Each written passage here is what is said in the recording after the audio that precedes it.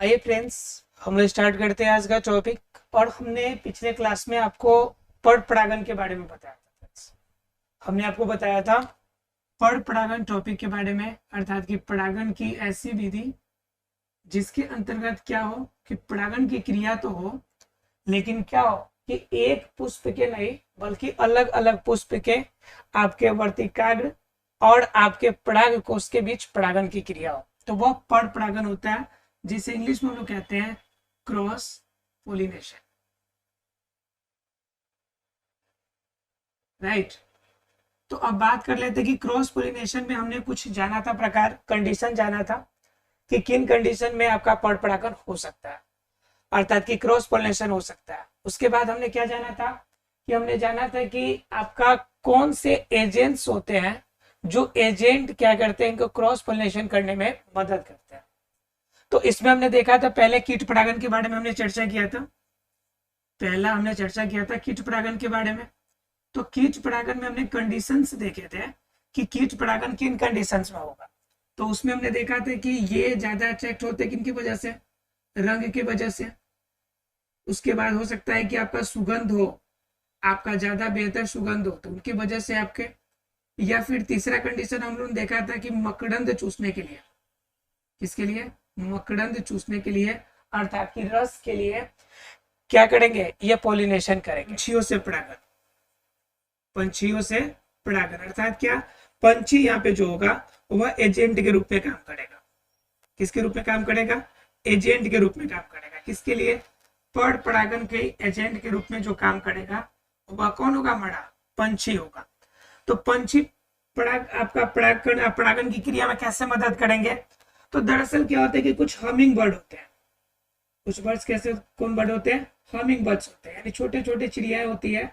और वो छोटे चिड़िया का आप देखेंगे अपेक्षाकृत जो चोंच होते हैं काफी लंबे होते हैं। इस कंडीशन में वो भी क्या करते हैं कि जो बड़े आकार के जनरली पुष्प होते हैं उनमें मकरंद चूसने के लिए, अब सीधी सी बात है, कभी हमने देखा था कि कीट परागण में जितने भी पुष्प होते हैं सामान्य रूप से ये जो होते हैं छोटे आकार के होते हैं।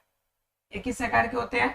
छोटे आकार के होते हैं, क्योंकि छोटे छोटे कीट इनमें परागण की क्रिया कर लेते हैं। इनका मतलब है कि कंफर्म है कि ये जब वो आपका मकरंद या रंग के कारण अट्रैक्ट किसी भी पार्ट पे बैठते हैं तो आपका इजी वे से उनके परागकण उसमें चिपकते हैं, और जब वही आपके दूसरे पार्ट पे जाते हैं तो क्या हो जाता है, आपका जनरली परागण की क्रिया हो जाती है। तो यहाँ पे जो पौधे होंगे वो छोटे आकार के होंगे, यानी कि पुष्प जो हमें प्राप्त होगा यह पुष्प का आकार कैसा होगा? छोटा होगा। लेकिन जब पंछी आपका परागण करेंगे तो कितनी भी छोटी पंछी होगी तो उसका भी एक अपना वेटेज होगा, उसका भी एक क्या होगा? अपना वेटेज होगा। और ये पंछी का जब अपना कुछ वेटेज होगा तो कंफर्म है कि जिस पति या जिस आपके पुष्प पे ये बैठेंगे उस पुष्प का भी कुछ आकार आकृति होना चाहिए, ताकि प्रॉपर्ली उस फूल पे वो बैठ के अपने चोंच की सहायता से क्या कर ले, उसके अंदर उपस्थित जो रस होते हैं, जो मकरंद होते हैं, उसे निकाल सके। तो उस कंडीशन के लिए आपका क्या होगा, ये छोटे छोटे जो हमिंग बर्ड्स होते हैं इसमें काम करते हैं। इनकी खासियत ये होती है कि इनकी चोंच थोड़ी लंबी होती है। उनके चोंच में छोटे छोटे परागकण चिपक गए, और ये परागकण चिपकने के बाद क्या होगा, जब ये दूसरे पुष्प पे जाके बैठेंगे, ये जब किसी अन्य पुष्प पे जाके बैठेंगे, ठीक है, तो उस कंडीशन में यहाँ पे आपका क्या हो जाएगा, परागण की क्रिया हो जाती है, क्योंकि ये परागकण यहाँ पे है। और फिर यहाँ पे आपका यही आपका जो पंछी था यह रस लेने के लिए पहुंच जाता है। उस कंडीशन में इनमें जो चिपके हुए परागकण होते हैं ये आसानी से क्या होते हैं, वर्तिकाग्र पे चले जाते हैं, तो आपका परागण की क्रिया हो जाती है चमगादड़ के द्वारा। ठीक है, अब चमगादड़ बर्ड हम जानते ही समझ जाएंगे कि ये जनरली दिन में तो उगता, दिन में तो निकलता नहीं है। ये कंफर्म है कि कब निकलेगा, रात में निकलेगा। अब रात में निकलेगा तो कंफर्म है कि ये उन्हीं पौधों पे आपका बैठेगा जो पौधे जनरली कब खिलते हैं, रात में खिलते हैं। ठीक है, और ये भी उन पौधों के पास बैठेंगे जिन पौधों में सुगंध ज्यादा होती है। तो दोनों कंडीशन होगा कि सुगंध भी जिनके अंदर बेहतर हो, क्योंकि रात में तो उनके कलर से ज्यादा आपका डिफरेंस होगा नहीं, लेकिन सुगंध जो होगा आकर्षित कर सकता है। तो जनरली चमगादड़ जिन भी पुष्प पर बैठते हैं वो सामान्य रूप से रात में खिलने वाले होते हैं, और रात में खिलने वाले होते हैं और उनसे जो आकर्षण का माध्यम जो होता है वो क्या होता है, सुगंध होता है। मैकोफिलस ग्रुप के जो पुष्प होते हैं वह पुष्प आपका किनके माध्यम से होते हैं, चमगादड़ के माध्यम से यह पुष्प आपका परागण की क्रिया करते हैं। तीसरा एजेंट हमें क्या मिल सकता है, तीसरा एजेंट हमें मिल जाता है वायु परागण। क्या, वायु परागण। ये कंफर्म है कि वायु परागण मतलब किससे होगा, यह वायु के माध्यम से होगा, हवा के माध्यम से होगा। तो हवाएं जब चलती है, हवाएं जब चलती है तो हवाएं चलने के बाद क्या होता है कि कुछ पुष्प के जो फूल होंगे तो वह हवा में उड़ेगा, आपका परागकण जो होंगे ये हवा में उड़ेगा, और हवा में उड़ने के बाद जब उसके कतार में जितने भी आपके पुष्प मिलेंगे वो उन पे जाके गिर सकता है। तो उस कंडीशन में जब परागण की क्रिया होगी तो इसे हम क्या कहेंगे, वायु परागण। क्या कहेंगे, वायु परागण। वायु परागण दरअसल उन पुष्पों के साथ होते हैं जिनमें कुछ कमियां पाई जाती है। पहला नंबर कि भाई जिनके अंदर जिनका आपका कलरफुल अर्थात कि जो रंग होगा आकर्षक नहीं होते, जिस पुष्प के रंग आकर्षक नहीं होते, जिन पुष्प के रंग आकर्षक नहीं होते उनके अंदर भी परागण की क्रिया हो जाती है। क्योंकि मान लीजिए कीट बैठेगा चाहे पंछी बैठेगा तो वो उनके रंग से आकर्षित होगा, लेकिन यहाँ पर तो किसी भी आकर्षण की बात नहीं है, ये तो आपका नॉर्मली हो रहा है। तो इस कंडीशन में आकर्षक रंग की आवश्यकता नहीं है। दूसरा कंडीशन है कि इसमें रस या मकरंद की मात्रा अगर कम हो, रस या मकरंद की मात्रा क्या हो, कम हो, तो उस कंडीशन में भी आपका परागण होगा। क्योंकि यहाँ पे जो कीट और पंछी बैठते थे तो उनको कुछ ना कुछ फायदा चाहिए आपसे, लेकिन यहाँ पे वायु परागण तो आपका नेचुरल हो रहा है। तो उस कंडीशन में रस और मकरंद यह अगर आपके पास नहीं है या फिर आकर्षक रंग भी नहीं है, फिर भी आपके अंदर क्या हो जाएगा, आकर्षण की क्रिया होगी। और जनरली मतलब आकर्षण की क्रिया करने का सेंस है कि परागण की क्रिया संभव हो पाएगी। आकार में क्या होंगे, छोटे होंगे। आकार में क्या होंगे, छोटे होंगे। आकार में छोटे की बात क्यों कर रहे हैं, क्योंकि पुष्प ऐसे होने चाहिए जो आराम से तुरंत गिरे, बगल में जाके गिर जाए। थोड़ा सा वेटेड परागकण होगा, छोटा होगा, आसानी से गिर जाए। अब ज्यादा बड़े पुष्प होंगे तो उस कंडीशन में क्या होगा कि हवा तो चलेगी लेकिन उस लेवल के अनुसार से उड़ के नहीं जाएगी। तो उस कंडीशन में परागण की क्रिया के चांसेस कम हो जाती है। तो इनकी आकार छोटे होते हैं तो आसानी से इनके अंदर वायु परागण हो जाता है। परागकोश या फिर वर्तिकाग्र का हिस्सा होगा, यानी कि पुष्प का जो हिस्सा होगा जनरली शाखावत फॉर्म में रहता है, यानी शाखाओं में बंधर रहता है। यानी कंफर्म है कि आपका ऐसा होना चाहिए पुष्प का आकार आकृति कि आपका ट्रैपिंग हो, क्या हो, आपका ट्रैप हो जाए। अब ट्रैप कब होगा, जब आपने क्या कर लिया, अब यहां से निकला ये, अब यहाँ पे किसी इस तरह का ट्रैपिंग पोजीशन हो कि ये परागकण को ले जाए और वहां पे आकर्षित कर ले या फिर उसे किसी भी तरह बांध ले। तो थोड़ा सा उसका क्या होता है कि वह आपका पुष्प का आपका जो आकार होगा वह ट्रैपिंग फॉर्म में हो। पुतंतु लंबा होगा, और क्या होगा, पुतंतु जब लंबा होगा तो इनके जो आपके स्त्रीकेसर वाला पार्ट है, स्त्रीकेसर वाला अर्थात की वर्तिका जो होगा वो वर्तिका का आकार कैसा होगा, वर्तिका छोटा होगा।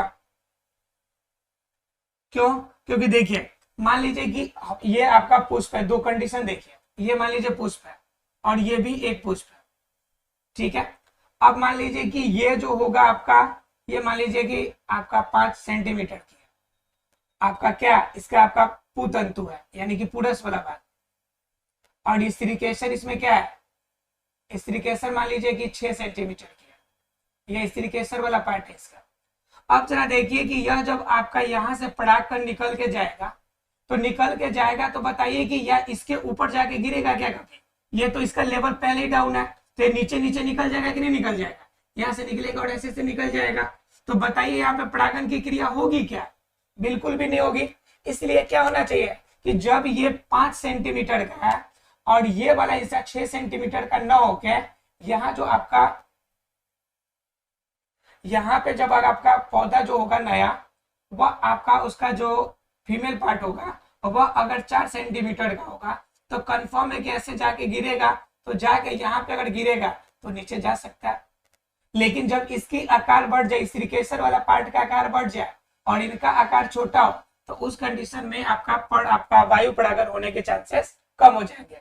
तो इसमें एक खासियत ये होती है, विशेषता ये होती है कि इनका जो पुरुष वाला भाग है, अर्थात कि पुतंतु वाला भाग है, वह कैसा होगा, लंबा होगा, और इनका स्त्रीकेसर वाला भाग जो है आपका छोटा होता है, जिनसे आसानी से वायु परागण की क्रिया संभव हो पाती है। अर्थात एग्जाम्पल के तौर पे अगर देखें हम लोग, तो एग्जाम्पल के तौर पे आपका चीड़ का पौधा, जो परागकण होता है, यह परागकण कैसे होते हैं, रोएदार होते हैं। कैसे होते हैं, रोएदार। अब जरा सोचिए कि रोएदार इसको कैसे बेनिफिट कर सकता है। तो रोएदार क्या करेगा, जैसे मान लीजिए कि ये परागकण नॉर्मल है, गोलाकार है, तो यह किसी पौधे के पास जाएगा तो यह गिरने का चांसेस कम होगा। लेकिन अगर वहीं पे इसकी चारों तरफ अगर रुआ निकला हुआ है, तो अब क्या होगा कि रास्ते में जाने के बाद किसी के भी संपर्क में आएगा तो इसे चिपक के यहाँ पे रुक सकता है। लेकिन ये आपका बिल्कुल गोल मटोल होगा, कोई भी सरफेस बिल्कुल आपका चिकना सरफेस होगा, तो ये जाएगा तो यहाँ पे चिपकने के चांसेस कम होंगे। लेकिन ये रोएदार होने की वजह से कहीं भी ये चिपक सकता है और आसानी से ये कॉन्टेक्ट में आ सकता है। तो ये कंडीशन किसमें होता है, ये कंडीशन हमारा किसमें होगा, ये कंडीशन होगा वायु परागण में। अब जानते हैं कि जल परागण क्या होता है। तो जल परागण की क्रिया जिस तरह से वायु में हमने पढ़ा कि इनके अंदर क्या होती है कि जल के माध्यम से, जल अपनी प्रवाह जब करती है, जल के प्रवाह के साथ, जल के प्रवाह के साथ जब परागकण निकलते हैं, क्या निकलते हैं, परागकण निकलते हैं, और जल के प्रवाह के साथ परागकण निकलेंगे, और परागकण क्या होगा कि इसके साथ वह कण आपका पुष्प से क्या करेगा, ये दूसरे पुष्प तक ये जाएगा। तो यह आपकी परागण की जो क्रिया है जल परागण होगी, जल परागण कहलाएगी, या फिर कह सकते हैं जल परागण कहलाएगा। यह सामान्य रूप से जनरली किस पौधों में होता है, जो पौधे सामान्य रूप से जलीय पौधे होते हैं उनके अंदर जो परागण की, जैसे जलकुंभी हो गया, ठीक है, तो ऐसे पौधे जो आपका जल में ही पाए जाते हैं, जलीय पौधे होते हैं, तो उनमें जो परागण की क्रिया होती है किनके माध्यम से होती है, जल परागण के माध्यम से होती है। देख लेते हैं कुछ लाभ या हानि। तो पहला नंबर हानि की बात कर ले या लाभ की बात करें, चलिए हानि से ये स्टार्ट कर लेते हैं इसका। तो सबसे बड़ी हानि इसकी हो जाती है कि इसमें परागण की जो संभावना होती है, परागण की जो संभावना होती है वह कम होती है। तो पहला कंडीशन है कि परागण की संभावना कम हो जाएगी। लेकिन वही तो दूसरी तरफ लाभ भी है इसका। लाभ इसका क्या है, लाभ ये है कि इनसे जो पौधा प्राप्त होगा, जो पौधा नया प्राप्त होगा या नया बीज प्राप्त होगा, वह क्या होगा, सबल होगा, मजबूत होगा, सबल होगा, क्या होगा, मजबूत होगा, या फिर हम कह सकते हैं कि उनमें भिन्नताएं पाई जाएंगी, या हमें हाइब्रिड या क्या होंगे, उच्च किस्म के आपका पौधे आसानी से हमें क्या होंगे, प्राप्त होंगे।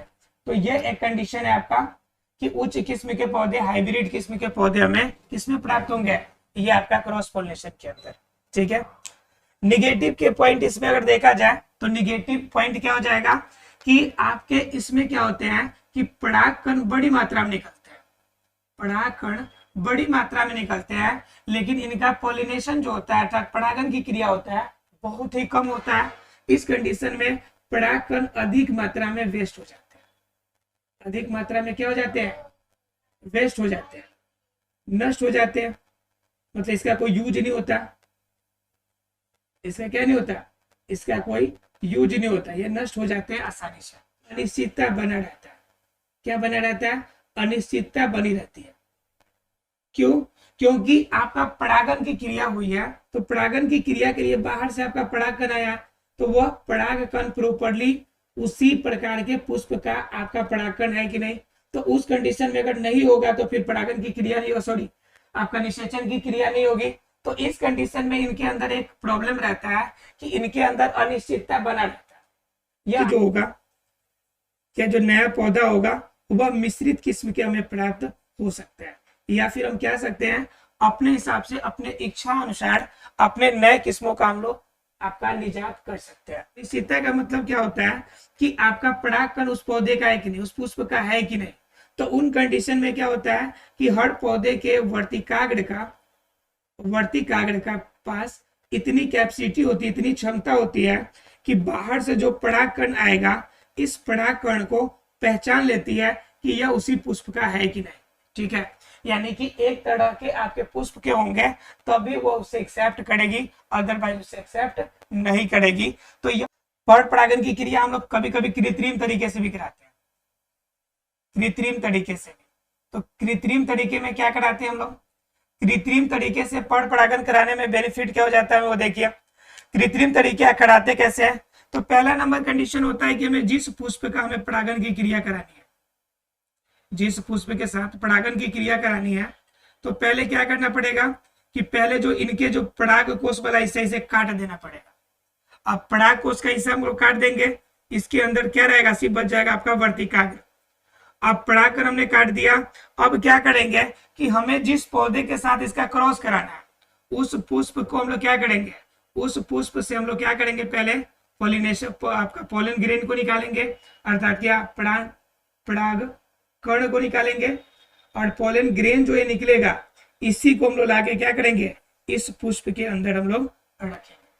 तो जब इस पुष्प के अंदर हम लोग रखेंगे तो आपका क्या होगा कि यह क्रिया जो कहलाएगी, यहाँ पे जो कंडीशन उत्पन्न होगा यह कंडीशन कैसा होगा, यह कंडीशन आपका कृत्रिम तरीके से परागण की स्थिति होगी। Thank you very much.